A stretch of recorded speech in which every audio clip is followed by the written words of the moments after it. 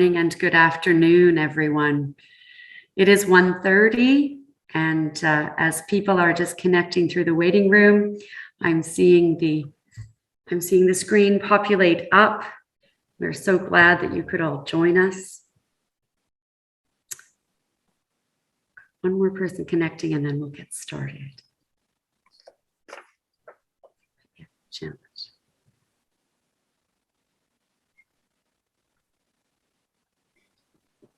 I will say again to those gathered, good morning and good afternoon, and perhaps if you're catching the recording, good evening to you. My name is Lace Marie Brogden, and on behalf of the Association of Canadian Deans of Education, I welcome you to the annual Dr. Anne Sherman Memorial Lecture. Madame Diane Gauthier de l'Université du Québec à Chicoutimi is co-facilitating today's lecture, and I will call on her now to do a land acknowledgement. You want me to say it in English? OK. En français? Ah, mais. Bonjour à tous. Nous, ici, l'Université du Québec à Chicoutimi, construit sur un territoire qui appartenait avant aux Atikamekw. Alors, nous avons une réserve autochtone et nous sommes en pleine, dans le centre d'une communauté autochtone. Alors, voilà, je les salue et je les remercie à la fois de nous avoir permis de construire notre université sur leur territoire. Merci bien, Diane. And in addition to that land acknowledgement, I acknowledge that the Federation offices are in Algonquin Anishinaabe territory. I myself am coming to you from Mi'kmaq, the unceded territorial lands of the Mi'kmaq people. And I encourage each of you to take the time in your own way to do a land acknowledgement that is meaningful and that contributes in setting our minds to acts of reconciliation. Today, we are honored to gather here, and I'm going to try my screen share to practice. Here we go. And of a special moment that I will take with all of you. This is the Anne Sherman Memorial Lecture. And I want to take a few moments with you to share, for those of you who might not have had the great privilege of meeting Anne in person. Dr. Linda Anne Sherman, Annie to her family, and Anne, as colleagues knew her best, was born in Spring Hill, Nova Scotia on September 10th, 1956. She began her post-secondary journey at St. Francis Xavier University, completing a B Science in Education in 1977. Upon completion of her undergraduate degree, she began her teaching career as a high school science and math teacher in Port Hawkesbury, just down the road from where I am today, and then moved to Northern Alberta, teaching at the elementary levels.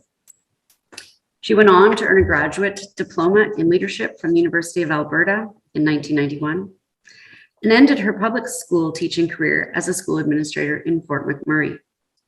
She then returned to the Maritimes to complete her MEd in early years curriculum at the University of New Brunswick. And from there, in 1995, completed a PhD in early childhood education and a Bachelor of Theology in 1997, both at the University of Nottingham in England. Anne transitioned to teaching in university settings in 1996 and loved her profession. She had a hunger for learning and a passion for sharing it with others. She was a leader in her field. Much of her work was in Aboriginal communities and with teachers of Aboriginal students. And she also developed a strong commitment to educational leadership. As a great educator, Anne received many awards and accolades throughout her career, but was most proud to receive a lifetime membership in the Association of Canadian Deans of Education in the spring preceding her death, an award given in recognition of her regular and strong contributions to the association, including spearheading much research and writing, including the association's Accord on Early Childhood Education. Anne's passing, while actively serving as the Dean of Education at the University of New Brunswick, was felt and observed by many. The then Premier of the province of New Brunswick, Brian Gallant, noted that all were saddened to hear the passing of Anne Sherman. She was a remarkable educator and a longtime advisor to all levels of government on education and literacy. colleagues at the Workland School of Education at the University of Calgary, where Anne joined the faculty in 2006 and did serve as vice dean during her time there, noted that collaboration was a mainstay of her research life. And she was always looking forward to new collaborations in the areas of assessment, early learning, science education, and leadership. Workland colleagues noted that when diagnosed with cancer, Anne received the news of her prognosis in true Anne fashion, full of courage, determination, and adaptability. In her final days, she wrote, "I want you to know that I am very accepting of all of this and can only think about the most amazing life that I've had. I've had such incredible friends and family. I think of all the experiences I've had, travel, meeting kings, children in Arctic villages, prime ministers on every continent I've been except Antarctica. I am so excited about the life that I've had, and I love my nieces and nephews dearly." Just as Anne's legacy continues for the members of ACDE and for the broader education community, here at my home institution of St. Francis Xavier University, Anne's presence continues to be felt. When I mention this lecture or a contribution Anne has made, I am greeted with smiles, and often in Nova Scotia style, with a story or affectionate anecdote about Anne. Here at St. FX, a $1 million scholarship was established in her honor to support African Nova Scotian and Aboriginal Canadian students across initial teacher education, Masters of Education, and PhD programs in our Faculty of Education. The scholarship is a lasting commitment to recognize this remarkable educator and leader in her field. And as noted by past St. FX Dean of Education, Dr. Jeff Orr, who's a friend and former colleague of Anne's, and I quote, "Anne deeply affected the scholarship while she was here. She had a passion for many things in education, and the top of her list was for support of First Nations and African Nova Scotian students." Above and beyond the awarding of her lifetime membership, the Association of Canadian Deans of Education voted unanimously for the creation of this legacy event, the Anne Sherman Lecture, in her honor. We recognize all of you present for the passion and commitment you bring to education. Anne would have insisted upon nothing less. Sur ce, je cède la parole à ma collègue, Madame Diane Gauthier, qui nous présentera le conférencier invité. Merci, Lace Mary. I now welcome our distinguished guest, Dr. Carl E. James. Dr. James holds the Jean Augustine Chair in Education, Community, and Diaspora in the Faculty of Education at York University, and is the Senior Advisor on Equity Representation in the Office of Vice President of Equity, People, and Culture. He is professor in the Faculty of Education and holds cross appointments in the graduate programs in sociology, social and political thought, and social work. He has also served as Affirmative Action, Equity, and Inclusive Officer 2006 to 2020. Was the director of the York Center of Education and Community 2008-2016, which he founded, and director of the graduate program in sociology 2007 to 2008. Dr. James is widely recognized for his research contributions in the area of intersectionality of race with ethnicity, gender, class, citizenship, and as they shape identification and identity.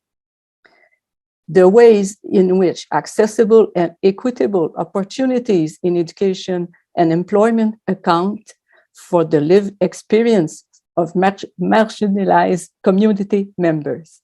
Sorry if I don't pronounce this well, Dr. James. And the complementary contradiction nature of sport in the schooling and in educational attainment of racialized students. In advocating on education for change, Dr. James documents the struggle, contradiction, and paradox of experiences of racialized students at all levels of education system.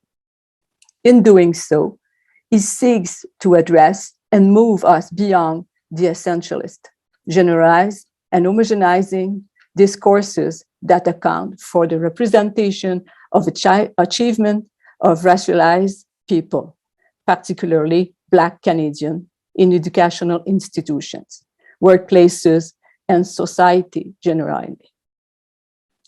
A fellow of the Royal Society of Canada, Academy of Social Science 2012, Dr. James' outstanding work and leadership in equity and social justice is also demonstrated in the number of distinguished visiting lecturer positions he has held in universities in Canada, Australia, and Sweden.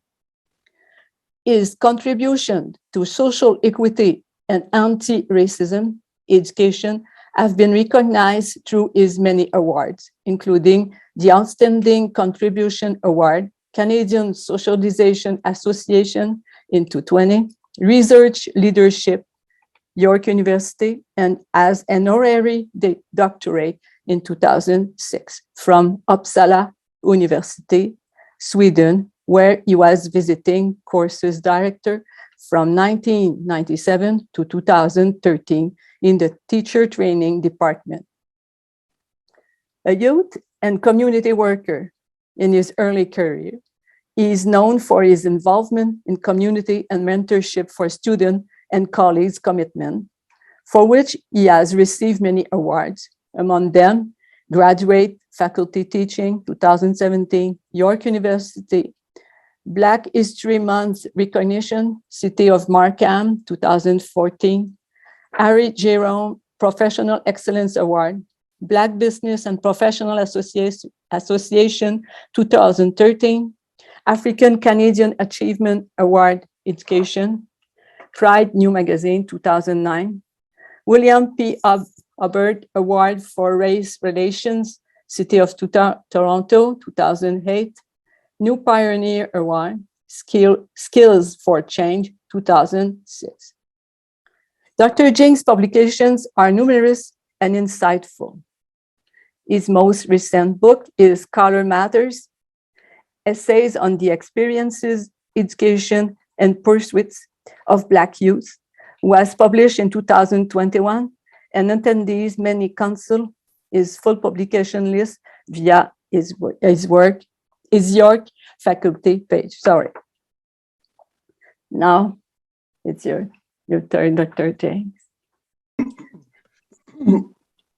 Thank you very much. That's quite a long introduction. I really appreciate that. Thanks everyone for coming. Thanks everyone for coming and for participating in discussion. I'm hoping that we'll have a really good discussion, but before going on, I must acknowledge Roger Saul, who I notice is here. And thanks very much, Roger. Hope to see you at some point. I appreciate the idea of having me to give this lecture and hearing of Dr. Sherman. I really appreciate and see how somewhat what I'm saying is carrying on what she'd like us to know and engage in the discussions we're having. So thanks very much for choosing me to do this. Please feel free to engage in the discussion, and I would like to hear your response to some of the points I'm making. According to Statistics Canada, due to the increase in high skills occupation during the decade 2019 to 2028, 2/3 of all new jobs are expected to require a post-secondary education. But only about 50% of eligible Canadians have universal access to some form of post-secondary education. And insofar as not everyone has equitable access to that, which is to post-secondary education, which is recognized as one of the most influential and instrumental tools available to society, it is important for us to give attention to who gets to attend or has attended post-secondary institutions and are therefore able to maximize access to jobs and opportunities, knowing that education, starting at kindergarten, sets the trajectory for individual successes in society. And even though many parents, especially marginalized, racialized, and immigrant parents, do encourage their children to attend university, believing in the importance of education, and particularly post-secondary education, many children tend not to act on this belief for any number of reasons. Among them might be not the reasons of their making, but the extent to which the society provides the opportunity for them to go to post-secondary education.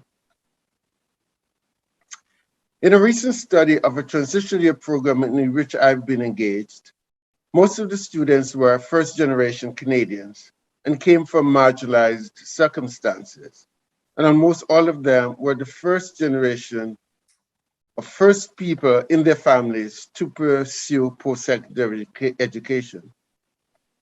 This is consistent with the Organization for Economic Cooperation and Development data, which show that in recent decades, first-generation students are increasingly entering today's universities and community colleges, with about 22% of young adults of OECD countries attaining post-secondary education, even though their parents had not.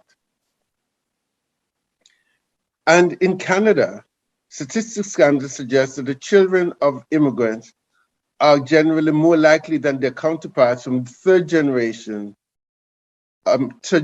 plus to complete post-secondary education studies. So in 2016, 43% of students of immigrants aged 23 to 27 years old earned university degrees compared to 29% of their counterparts of the third generation or higher. While it is true that many of these students likely had parents, these immigrant kids the parents likely had post-secondary education, since their level of education enabled them to gain entry into Canada, the fact remains many of these immigrant parents would have used these credentials to get into Canada, but these credentials do not necessarily merit them the same recognition of those people who might have gained these credentials in the Canadian context. Hence, as Wangi writes with reference to the United States, many immigrants' parents may have college education from their countries of origin, but the college knowledge of the United States, and I would say Canada, therefore their children may not serve them in the same way. So therefore, we still would classify them as first in Canadian society to be gaining the first university education. Furthermore, studies indicate that first-generation post-secondary education students are often immigrants, racialized youth who come from low socioeconomic backgrounds.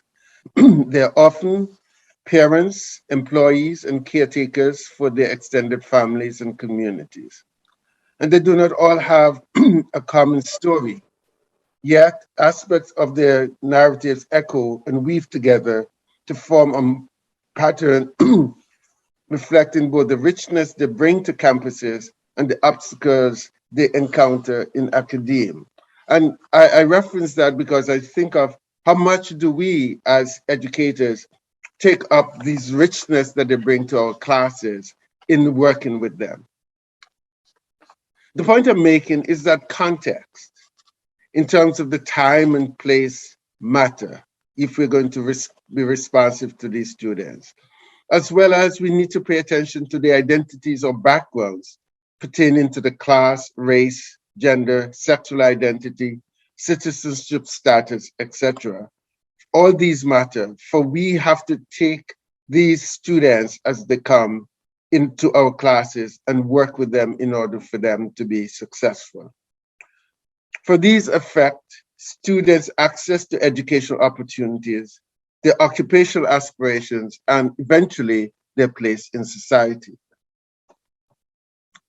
On the subject of context, I think here of the current context that we're working in, we're operating in, and we have to take into account if we're going to be responsive to the students we're serving.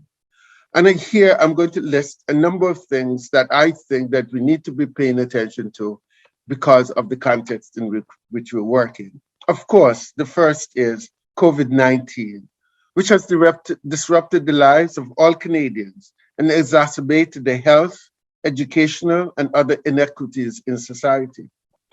The killing of George Floyd in the US in 2020 May, followed by protests, which were led in many areas by the group Black Lives Matter. And this is a group that for years have been calling attention to the situation of Black people. And since the death of George Floyd, the call seems to have been finally gaining some attention, but yet in time, we'll see how much attention that produced outcome. Nevertheless, since then, there has been many accounts of Black and Indigenous people, mostly men, being killed by police in Canada and not just the US. Also related to this context that we are thinking of, and which we are operating, and in which we are educating our students, is the discovery of the unmarked graves at sites of former residential school attendees. And within the past few weeks, news reports of the delegations of Indigenous peoples' meetings with the Pope and the Archbishop of Canterbury. These actions followed the Truth and Reconciliation release in 2015, which documented the history and long-term impacts of residential school system on Indigenous students and their families. And the investigation of the Commission from 2008 to 2015 provided residential school survivors and Canadians as a whole insights into the experiences of residential school participants and the outcome of their lives. And hence we see some of these repeated over and over again in these representations to the Pope, to the Prime Minister, and to the Archbishop of Canterbury. I referenced many of these things because we have to, as educators, we have to start thinking of what do we do with all this information, and how are we bringing all this information into our work with the students with whom we're working. I also, other incidents that have been percolating as well is the case of the 20-year-old man accused of killing 3 generations of Muslim families in London, Ontario. That was done on June 6, 2021. News reports indicate that the white accused may have been inspired by hate-related materials with white supremacist content that he looked at. And then we have been hearing and following the attack on critical race theory by many Americans, but it's seeping into the Canadian context because recently I've been participant in a report in which was released and given to the group that asked for the report. Nevertheless, they were willing to have the report released without their name on it because the report talked about being critical and looking at the ways in which race has been exacerbated in the lives of the participants that we're talking to. And this was a report in education. And I also had another report where I released to a school board, and I challenged the use of asked the school board to look at the use of the N-word, and that again, I was asked to remove that in the report because that did not fit what they were expecting of the report. And of course, this weekend, 10 African Americans were killed, others up to 3 injured. The shooter was said to be motivated by hate and white supremacist belief. I list these incidents and actions to invite us to think about the context in which education today are taking place, and for us to reflect on what we must do and what we have heard, how these are affecting us, how we are implicated in these issues, and what are we going to do about them, and how are we going to engage in meaningful ways with the students that we work with. The fact is, we cannot ignore the colonial history of Canada and how that history has operated to situate who we are and maintain the kind of colonial system of education that contributes to the differences we see in the school participation, educational performance, and social outcomes of members of our society. In unpacking this, and in trying to think through theoretically how a framework that might enable us to think about our moving forward, I started looking at categorical inequality and social reproduction theories as things that might help us understand some of what we need to think about. With reference to these theories reference the ways in which the inescapable settler colonialism and the ideology of neoliberalism drive the policies and practices of educational institutions, and in turn, shape the social and educational experiences, participation, aspirations, and outcomes of individuals. Categorical inequality takes as given the inequitable structure of society and the important role that schools play in maintaining it. But institutional processes of schools create categories into which individuals are sorted, and in doing so, I'm quoting Domina, generate and reinforce social inequalities. Domina also makes the point that even if schools perfectly compensate for racial, ethnic, gender, or class inequalities among their students, they still structure and legitimate social inequalities in school societies. One way in which schools structure inequality is by using a status differentiated set of educational credentials that interact with labor markets and other social systems to influence individuals' placement in contemporary systems of social stratification.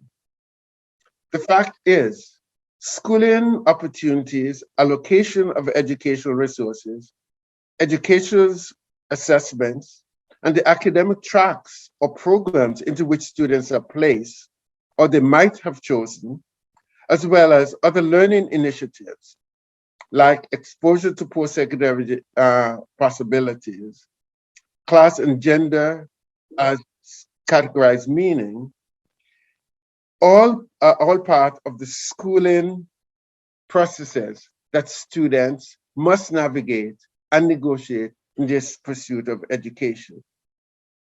And I would add here other things such as high stakes testing or standardized testing, course grades that we give, and all those other things that we do with students are all part of those processes. So therefore, what we're saying then is that we have to think about and look carefully of how these processes that we engage with, that we call grading, and the way in which we're able to understand how students are doing. We have to see how all these processes also enable or disable students from achieving the education that they need and ultimately the lives that they would want to live in our society. And of course, in talking about students, we need to pay attention to the fact that all these experiences are not just simply brought about by one single identity factor. For all these identity factors, all interrelate, as Crenshaw talked of intersect, and therefore will cumulatively inform and influence the outcomes of individuals. Researchers have long highlighted the ways in which schools reinscribe the racial meaning that shapes students' understanding of what is academically and socially possible for them in the society where some students enjoy social privileges and others marginalized. The fact is, teachers' appraisals, instructional groupings, and early schooling from elementary or kindergarten to post-secondary education, set students on an educational path that lead them to particular post-high school activities such as employment, community college, or university. Understanding that early educational context initiate the path towards education and life outcome means that each education institution plays a role in contributing to the systemic inequities to which students are subjected. Sun and Wolf proffer that the schooling system produces and reproduces social and educational inequities, which, quote, identifies schooling as a perpetrator of class division and power hierarchies created by a capitalist culture, and serves only to maintain the values and ideals of wealth and the class-based society.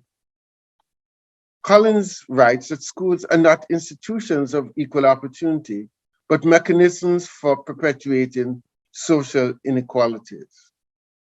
Hence, institutions play a role in reproducing these inequalities. That is the reproduction theory.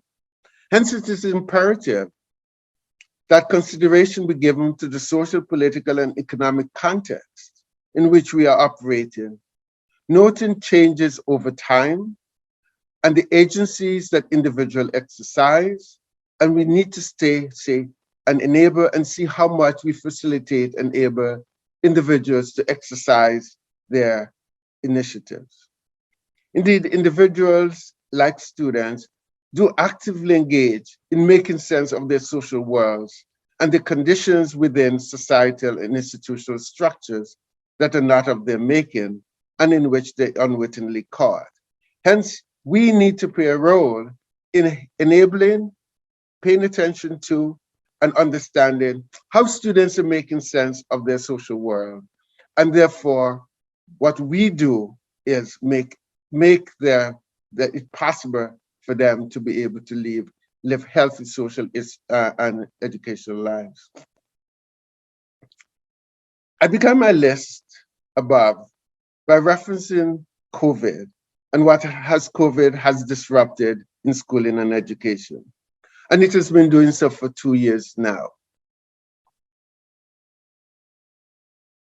And I think that we can agree that we need to do something about education for our young people at all levels of the system, from kindergarten, as I said, to graduate university programs. For things such as school closures, remote learning have created enormous challenges for students, their parents, and us as educators.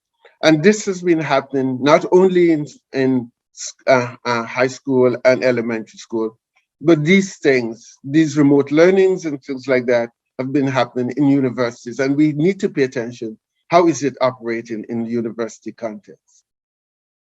Studies indicate that COVID-19 risks were found to be disproportionately higher in communities with higher household density, higher proportion of essential workers with lower educational attainment and low income and racialized residents. The fact is, COVID-19, as been saying all the time, serves to exacerbate the system of embedded inequities, of which education is a major fundamental pillar, thereby adding to the problems of those most vulnerable. Gaynor and Wilson cite racism as a particular contributor to the educational situation of students, and they write that it is racism itself that is a rampant epidemic which restricts individuals' airflow, stifles their ability to breathe and move freely, and constricts their health and productive life. Students are receiving inadequate academic support at all levels of the education system. Studies have long shown that breaks from schools are notorious for widening achievement gaps.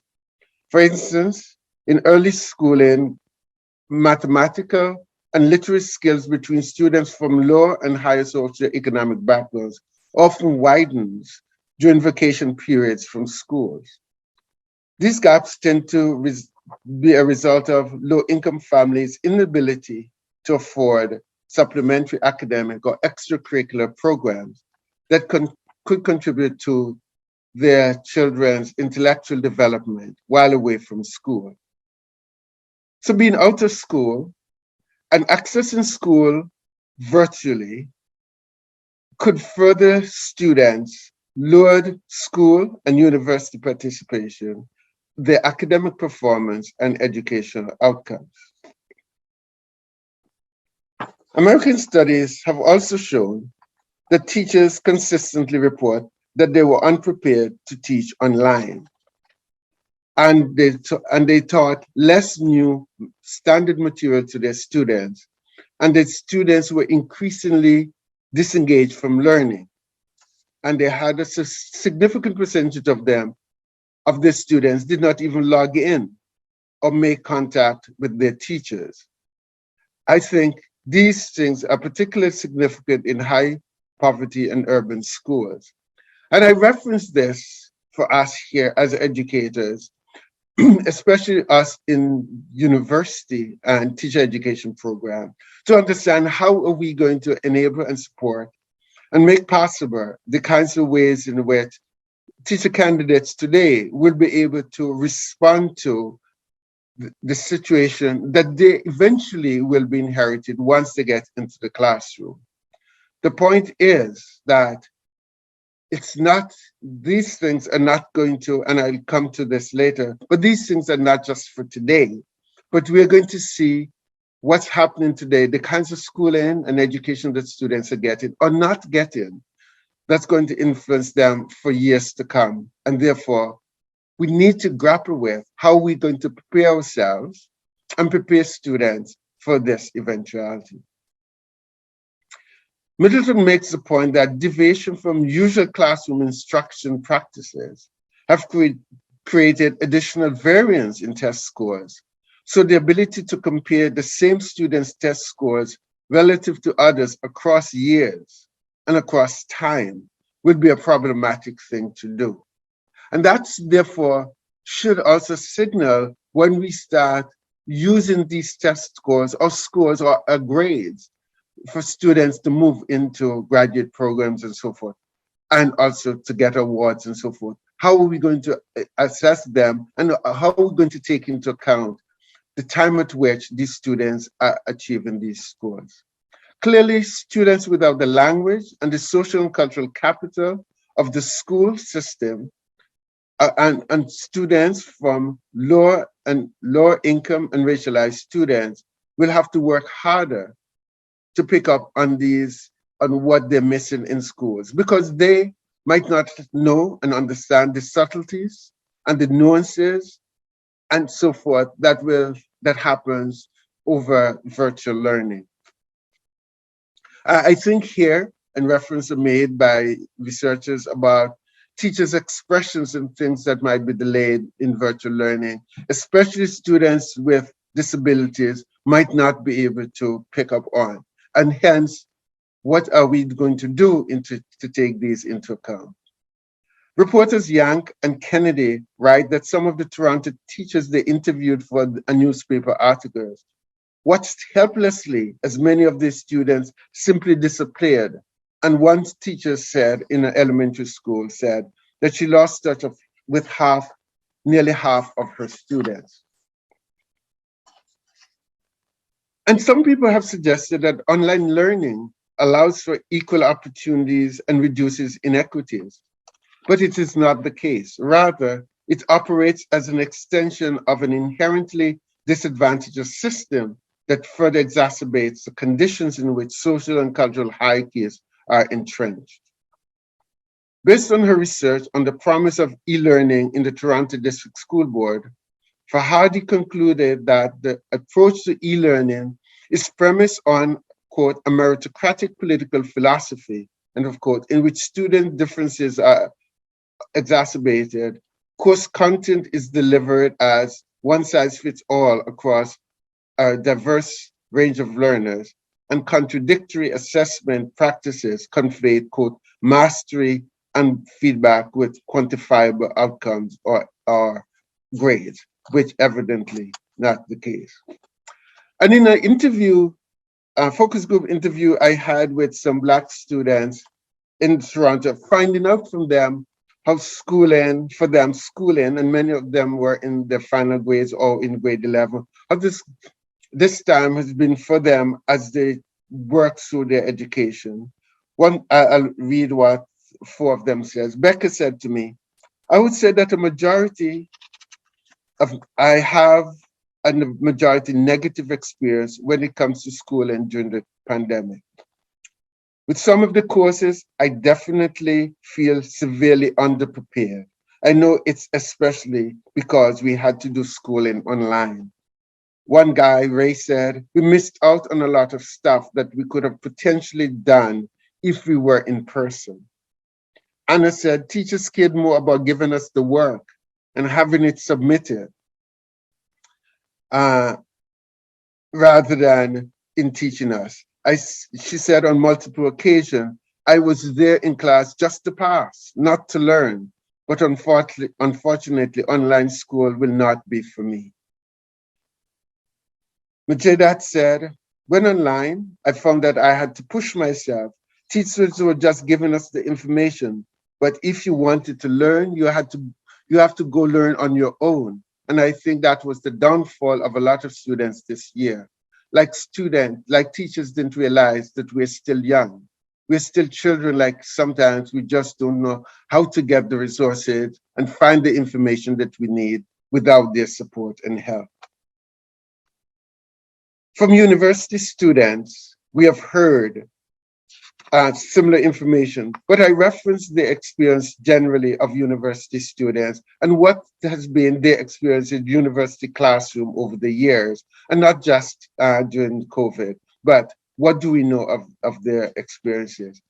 And a number of these university students that I reference talk about faculty members and also university staff, and particularly racialized students who talk about security officers in their schools, in their university, and how security officers have reacted to them. But generally, racialized students, and many Black students in particular, would indicate that in school and in their learning process, they had to prove to their professors and their peers that they're just as worthy to be there, and they had to prove just as if they had to prove to their high school counselors and teachers that they were capable of handling university education. And for Black students coming from high school with this experience, and knowing the societal construct and stereotypes of Black students as academically limited, they entered university with a determination to, quote, prove themselves as academically capable. Connected to this notion of having to prove themselves is the idea that they have to, quote unquote, work harder than their peers, or as some would say, work twice as hard as their peers, for only by doing so that they will, quote unquote, make it through university and the society as a whole. Other students talk of how they had to police themselves in order to feel more comfortable in their classes, since they are sometimes the only one or few Black students in their classes, and that was particularly difficult in some cases. The idea of having to work harder and twice as hard, or to prove that they're intellectually just as good or better than their white peers, has long been a narrative, in my experience, of Black students. I documented these same words in the 1990 publication that I wrote, Making It. And it says something about an education system when these students, 20 and 30 or 40 years later, are using the same words to describe their experiences in the system. The question becomes then, how are we changing and what are we doing to make the lives of these students much more adaptable in the system? In dealing with the stereotype or construct of themselves, Black students have tended in Canada, and they talk about, as Claude Steele and Jeffrey Arson talk about, stereotype threat. That stereotype threat is a situational predicament in which people are or feel themselves to be at risk of confirming as a self-characteristic a negative stereotype about one's social group's identity. Stereotype threat can be a contributing factor to the long-standing racial and gender gaps in academic performance. It is important to know that anyone can be vulnerable to stereotype threat in specific circumstances. And I reference the stereotype threat because on one hand, it increases the stress level of some students because they're trying not to prove the construct of them correct, of the construct of their groups right. And therefore, we need to be conscious and help students and not make that something that they have to constantly cope with in our classes. What's to be done? How might we as educators reimagine education differently within an equity framework in order to provide students an education that is relevant and responsive to their experiences and ambitions of today? And I think that a number of compelling factors have come together at this time, making now an optimal time to reimagine schooling and education from kindergarten to graduate university programs. Given that schooling and education issues are forces to be confronted today, we should concede that while schooling might have worked for some, for others it has not worked, especially racialized, marginalized, Indigenous students. Schooling has not been working. As such, the current context requires that we imagine schooling that is accessible and responsive to students and parents, especially those for whom existing policies, programs, curricula, and practices have silenced their voices, stifled their potential, and limited their successes. It is imperative that we contemplate a program of education that will best serve the needs and interests of all students, and I underline all students and parents. It is important to give special attention to Indigenous, racialized, and low-income students for whom the systems of education have been a failure. We must build a schooling and education system that values and hence serves all students and families on the basis of their lived experiences. And I'm cautious about the use of the word live. I emphasize all students' lived experience. And my caution about the word live is that I've noticed, observed in these days that the word lived experience has been used in having practices and paying attention to the lived experience of people. But that merely signals is the lived experiences of marginalized, Indigenous, and racialized individuals, living unacknowledged, the lived experiences that dominate the educational system. And again, we see this at all levels of the educational system. And I say that lived experience is especially the dominant group's lived experience and dominant male's experience that's sometimes not paid attention to, because one lived experience is coming up against another lived experience, and that's going to have particular implications, is which one is going to play out in the education system. Our reimagination must also address the systemic issues related to curriculum, educational material, and the absence of students, particularly Indigenous, racialized, and marginalized students' presence in the society. I think here of materials from kindergarten to university education materials, particularly Canadian materials. I observe that lacking education materials that speak to the presence of racialized Canadians, and often in attempts to introduce, and in one case, for instance, Black content into the educational program. It is not unusual for education to use African American or Black American materials, sometimes, which does not give students the opportunities to get to know about the Canadian presence of Black Canadians. This results in students not getting to learn about Canada. And I'm thinking here of not only Black students, but I'm thinking of all students. I'm reminded here that on the weekend of January 15th, when high school students in Vancouver were celebrating what they referred to as Equity Day, commemorating Martin Luther King's birthday, which is January 15th, students in Nova Scotia, and Black students in particular, were celebrating the Black Loyalists of 1792. For African Nova Scotians, we're learning about the 1,196 Black Loyalists who left Halifax on January 15th, 1992, and sailed to Sierra Leone aboard 15 ships. One student referred to this as their legacy, and another said, "I know that they fought for our future and they struggled to make things better for us." That the grade 11 students of Auburn Drive High School told CBC Radio Main Street. Another student said that this is stuff that is relevant today and we should learn about it.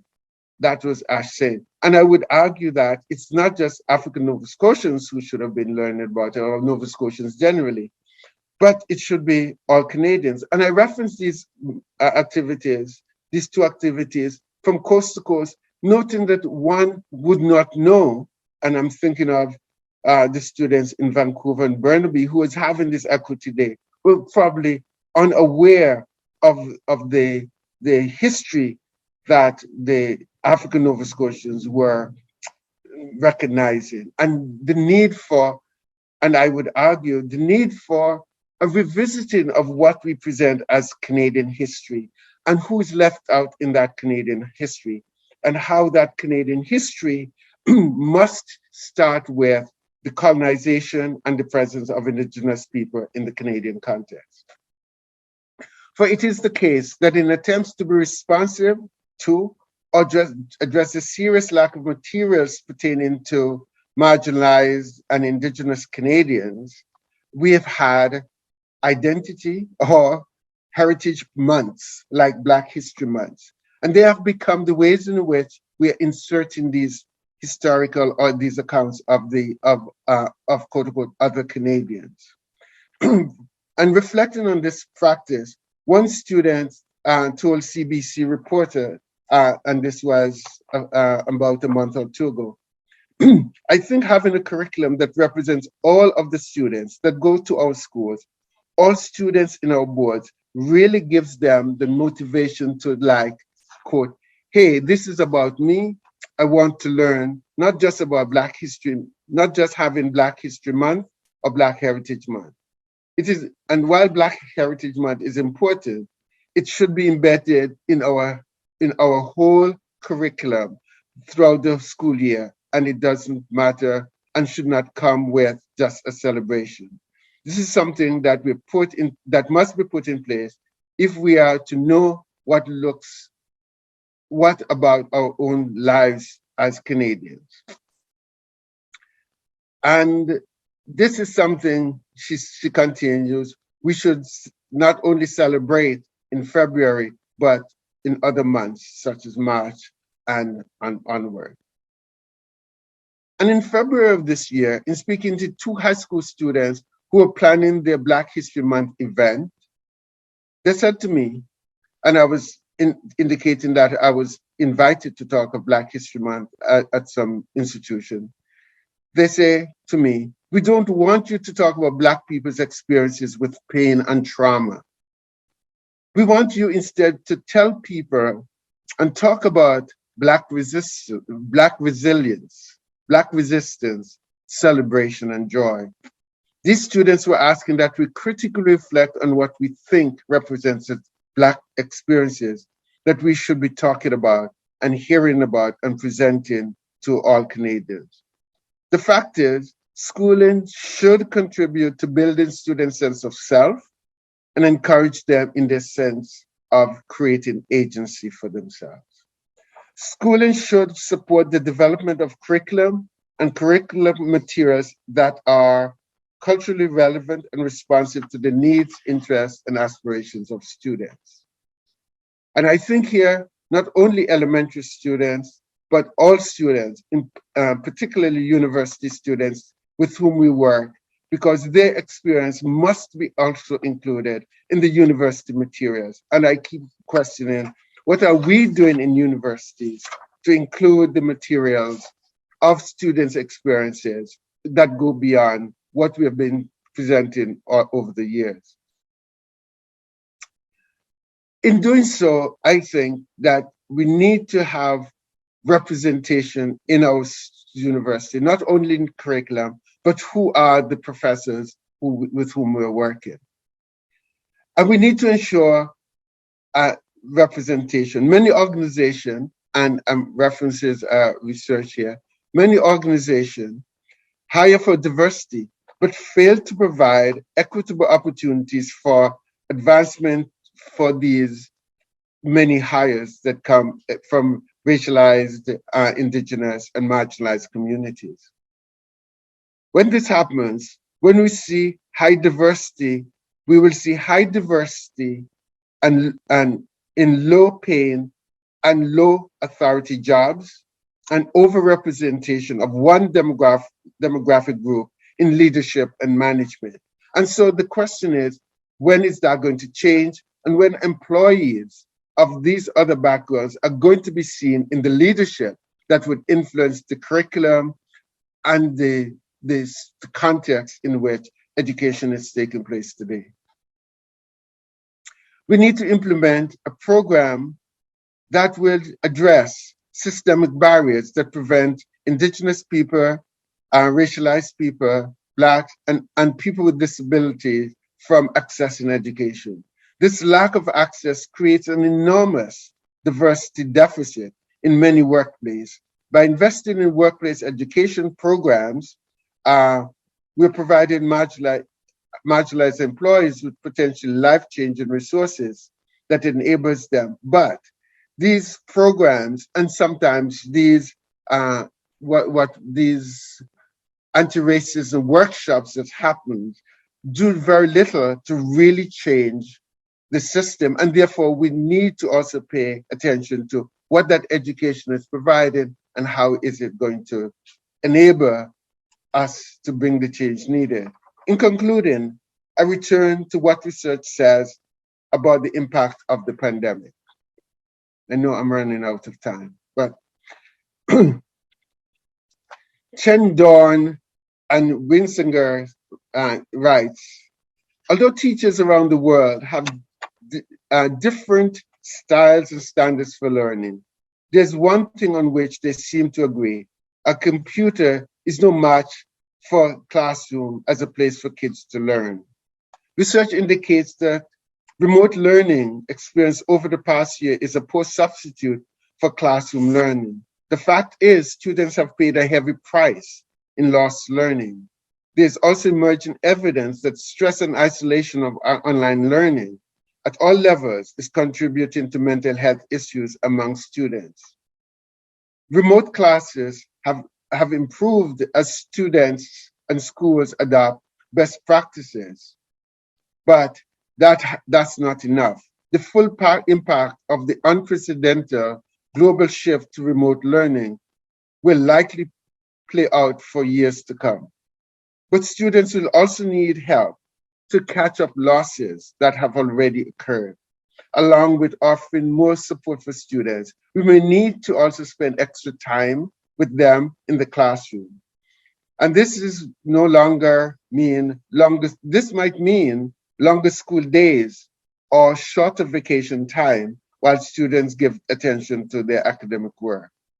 Given the breadth and depth of the learning loss that has been going on, there are compelling case for systemic solution to take place. And I underscore the word systemic solution. It cannot fall to just individual educators for that solutions to happen. The pandemic has widened achievement gaps and exacerbated and exposed weakness in school systems around the world. Educators have an opportunity to reimagine an equitable and resilient school system that delivers a better education for all students.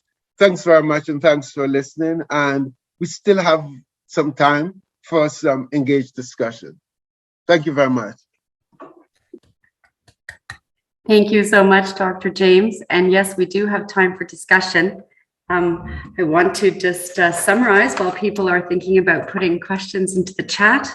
And thank you so much for your thorough and thought-provoking remarks and for holding present through your research and through experiences of students, both young and older students, the exacerbating effects of COVID and your cogent reminders that we need to all be working against inequities, both in schools and in our faculties of education. So I think we're starting to see some questions in the chat. Dr. Sarah Twomey has asked you to comment on how post-secondary institutions can animate EDI policies in a substantive way that benefits racialized, marginalized, and Indigenous students.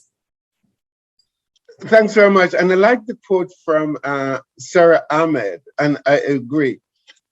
You know, I've been observing what's happening in post-secondary education.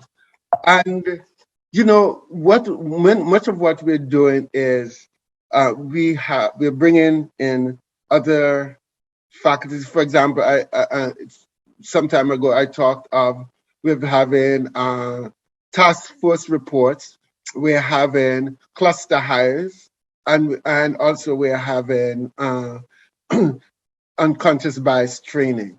And my question is, are all these working? You know, cluster hires, I agree that we should advertise and bring racialized people, Indigenous, Black, and others into the university, and that's what we're doing. But I'm not sure that it's going to influence this system as a whole, because I wonder when we remove saying, oh, okay, this we're having a Black person or Indigenous person or a racialized person that we advertise for. When we remove that need and say, and not ask for that, but having all these applications and these CVs, will we pay attention to the ways in which the scholarship of the racialized person, the Indigenous person, and think of it in the same way as the scholarship of the non-racialized scholar, and pay attention and understand that they bring an experience to that. I'm thinking of, and this would be an interesting thing, how these cluster highs are also playing out in science. When the advertisement are not going to say, we want somebody who's doing Black studies, or somebody who's done Black research, or research with Black communities, or bringing, quote unquote, a lived experience to their research, and therefore they're going to be hired. So there's some serious work, I'm thinking, needs to be done among us in the academy to see, is this working? And I would be able to answer this question more effectively in 5 years from now, when we're going to see what really has changed with the hires that we're going to bring, and with the curriculum that they might want to introduce into the institution once they're there, that would respond to the diversity of the students that they're serving. So and of course, I also think some of this cannot happen with just simply having racialized, Indigenous, and marginalized people as assistant professor or associate professors. They have to be candidate research chairs, but they have to also be in administration. And I do not think being in administration should be the necessarily VP of equity or equity directors, et cetera. They also must bring those experiences into other major administrative positions in the universities, because people bring their experience to understanding and interpreting what they see, observe, and that which they think must be done. So we need that diversity throughout this university and at all levels, because it's going to impact where we go from here and how equity gets implemented. I hope I answered the question, but of course, I'm willing to be pushed further. Wonderful. And we have another question from Dr. Tupper. So she says that you've made note of ways in which schooling serves the interests of the class-based society. Knowing this, what are the actions we can take institutionally? Oh, questions are coming in now. It's just jumped on me. What are the actions we can take institutionally to move away from an over-reliance on GPA to make decisions, admission decisions, especially in larger institutions that sometimes claim their size and volume of applications does not lend itself well to other ways of orienting our approaches to admitting students? You know, I know I challenge our use of GPA, but I use it, and all of us use it because this is a system, and we use that to differentiate one student's abilities, one student's CV from another. But I think we need to look at it, and sometimes in very tentative ways as well. Sometimes we need to critique what are we attributing to this 90 from this particular school and this 60 from this particular school, because we bring these experiences when we are looking at GPAs, and they're not neutral, and we are not neutral in interpreting them.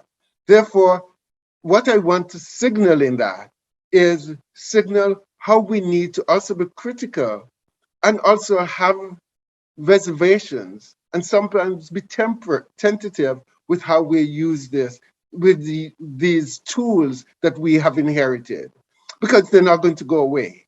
But we can become better users because we're informed about how one score represents a particular experience that person is bringing. That person might not have had the resources that the other student has to be able to get the 90. They might not have had the extra lessons. They might not have had access to the university library and all those other things. They might never have been on a university campus before the first day of class. You know, we have to think of all these things. So in other words, we need to think about who are the students with whom we're working and what's the background, what do we know of them? And this is not to say we put aside stereotypes. We need to understand how these stereotypes might be operating in these students' lives, and pay attention to those, and not put them aside. So I don't think we will get rid of, but what I'm saying ultimately, there's a caution, there's a responsibility we have to being conscious about how we are using them and how sometimes they might be not really fully reflective of these students' experience. How often do we understand after we give a grade and invite a student to have a conversation with us? How often do we see, oh, I can now understand why this grade is the way it is, and therefore give opportunities to do further work with those students? Thanks very much for the question. Thank you. And I'm going to interrupt the chat order because I know that you referenced Roger Saul when you came on, Dr. James. And so I see that Roger Saul has his hand up. So we'll go to you next. Thank you. Nice to jump the line. Carl, it's always great to see you. And I love hearing and reading whatever you're thinking about and talking about as the years go on. And so I had a question about critical race theory, which you mentioned, and the mainstreaming of critical race theory. And I'm very curious about whether you think this hinders or helps equity work, because I can talk myself into two answers. I could talk myself into an answer that it might make it much more difficult because everyone's got opinions from media and it's politicized in all sorts of ways. And maybe there's a need for new language among scholars to always stay ahead of this mainstreaming. On the other side, maybe people are putting conversations into discourse, however fraught, that are worthwhile. So I'm interested in how your equity work has changed since this mainstreaming of this term. One of the things I think about, I use and pay attention to critical race theory because it centers how race has operated from day one, from the time Europeans came onto indigenous land of Turtle Island. Race has been operating in everybody's lives, who got in, when, and what brought them into the Canadian society, how it was operated, and who controlled who came in, etc. So I think critical race theory is, I think it's a theory, and not this is what you have to do, but it alerts us to how race might be operated and how colonialism, therefore, has used race to bring about the kinds of society in which we live. And so I would not dismiss it, but I would like us to all see how race is, and race cannot be on its own the deciding factor, because again, race interacts with all these other identity factors to determine outcomes, engagement, participation, performance, etc., etc. And we use race in relation to all these other things when we see people. So therefore, critical race theory, for me, begs us to yes, not just look at the person and just look at gender or disability, but yeah, pay attention to race as well, because race is those subtle things that operates. I also think one of the reasons why it's significant too is because there's this tendency, especially in Canada, as a multicultural society, to pretend or play the role of being colorblind. And and color blindness does not enable and support the work that we need to do. And so it's paying attention to, or reminding us that we also must bring race into the account. So I would not dismiss it, but also at the same time, I would push that it's not simply about race, but also understand the complexity, nuances, and the interrelationship of race to all these other identity factors. And therefore, and also think that we cannot conclude, but also think it's a first step in working with and engaging with people. Thanks. Thanks again, Dr. James. And we'll have one last question, and it's sort of a big one. So it's probably the beginning of the next thinking rather than an answer. We have a participant who's asking what you think, and comment on what systemic changes might look like and how we will know when we've accomplished said systemic changes.